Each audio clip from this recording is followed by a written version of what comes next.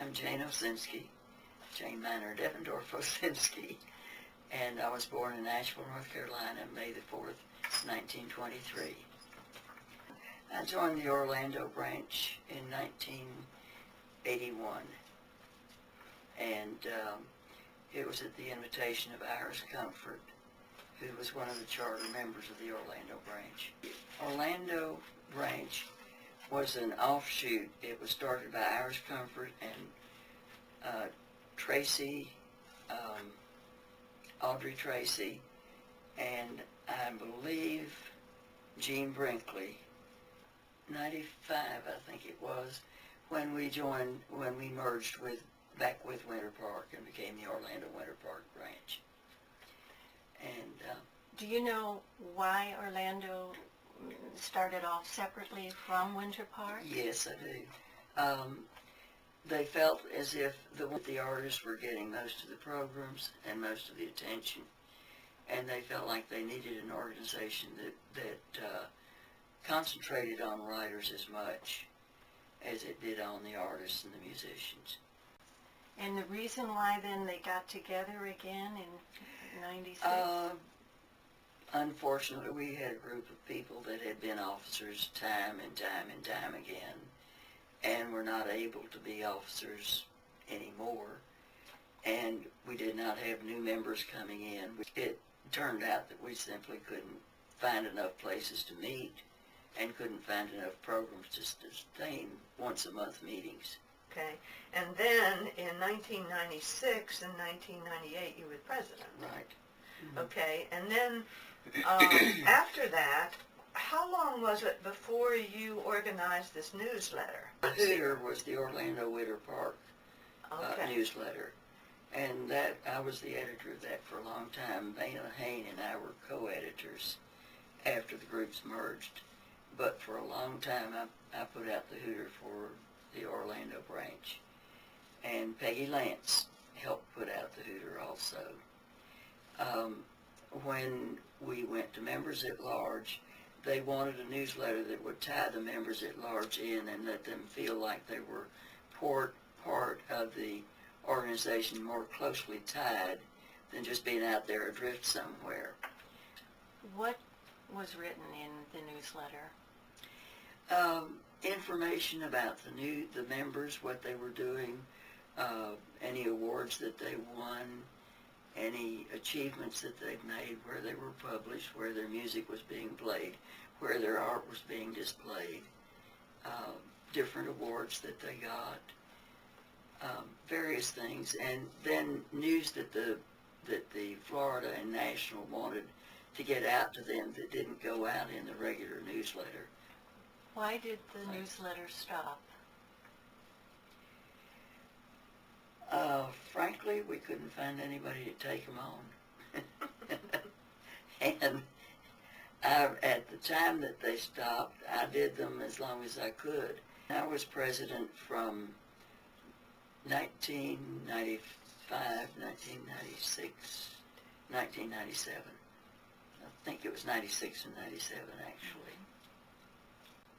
We had some excellent speakers, and I think that was one of the biggest pluses of the Penn women.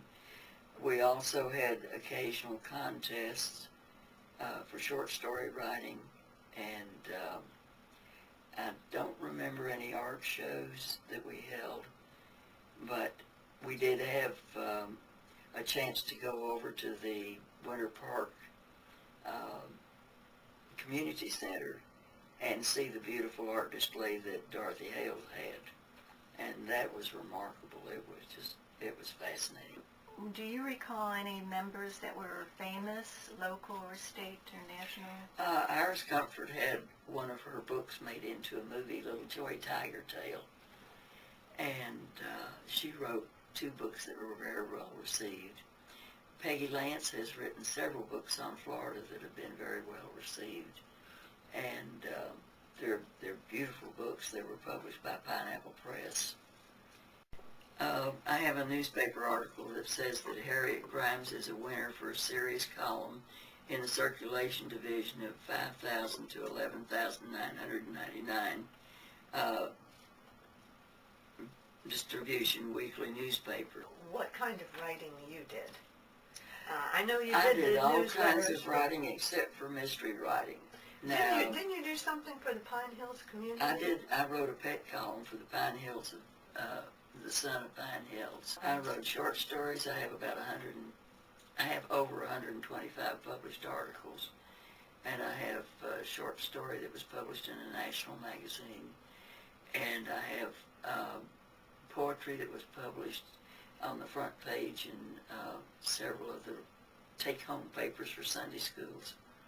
I have 2 books that were published. Behind the Candy Kitchen Door was my first one, and that was a story about growing up in Asheville, North Carolina, with a candy maker for a mother and a hotel manager for a father. I was lucky enough to have several of the award-winning letters that were in the Sentinel, and you got a very nice dinner for writing those star letters. And I have my favorite star letter was one that I wrote about not liking the automated bank services, that I wanted a live teller to talk to, and they did a cartoon for that one called Bank with Hank, and Hank was this automated machine. Well, I don't know if they knew Henry was my husband's name or not, but it was a perfect fit. And so I had this little cartoon, and then there was a reply in the paper from a man that said he couldn't find a teller that smiled at him. And I thought, well, Grumpy Gus, what's your problem? We had programs that told us about copyrights, which would be interesting to anybody, artists as well. Gave us a better interpretation of the new copyright laws than we were able to get. We had an attorney that was a copyright attorney. We had editors, and of course you've had Jane Healy from the Sentinel. I love the program that you had that was done by the woman who did the choreography for Menopause. I thought that was absolutely fantastic. And she touched the whole writing and everything. Writing and music and art were all in that program. And that's the kind of program that I think would appeal to the most people. One of the things I'm proudest of is the award I won from National for a book review that I did. It was on, and you asked about national figures. Eve Krupinski, who was a pen woman, wrote the book Death by Child Abuse, or co-wrote it, co-authored it, Death by Child Abuse and No One Heard. And that was the book that I reviewed, and won second place for the review. So I think if we could sponsor maybe some schools or something, that the art and writing programs in schools, in some of the elementary schools perhaps, that would help at least get us publicity and help us get a little bit better known in the community. I think if we want to grow, you have to get known, and that's one way to get known.